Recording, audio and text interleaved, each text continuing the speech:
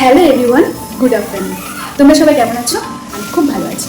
আমাদের এখানে প্রত্যেক সপ্তাহে রবিবারে সকাল সকাল কারেন্ট চলে যাবে আর আসবে 12টা 1টা, যখন যেমন মনে।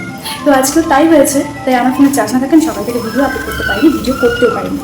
তো চলো, আজকে সানডে, তো আজকে কী মেনু আছে লাঞ্চে সেটাই তোমাদের সাথে শেয়ার করে নিই। তো সেদিনকেই তোমাদেরকে বললাম কি আমার বর এখন ইলিশ প্রেমী হয়ে গেছে, তো আজকেও সেই ইলিশ মাছে নিয়ে এসেছে। তাই আজকেও সেই বেগুন দিয়ে ঝোল করেছি, একটা তরকারি করেছি, ওটা ইলিশ মাছের তেল ভাজা করেছি। তো চলো দেরি না করে আমরা লাঞ্চ কমপ্লিট করে ফেলি।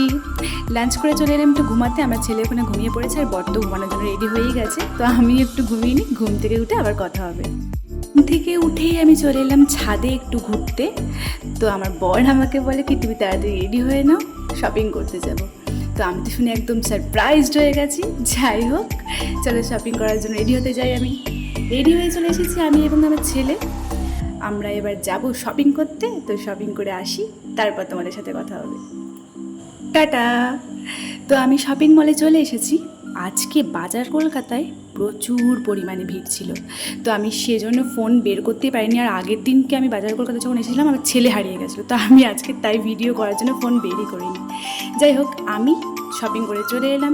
প্রচুর পরিমাণে টায়ার্ড হয়ে গেছি আর আজকে প্রচুর পরিমাণে শপিং করেছি। চলো তোমাদের সাথে সেটা শেয়ার করে নিই।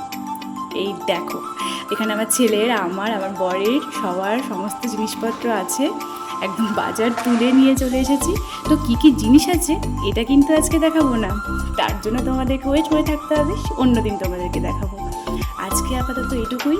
আমার ভিডিও কেমন লাগছে এটা কিন্তু জানাতে ভুলবে না। Good night, tata.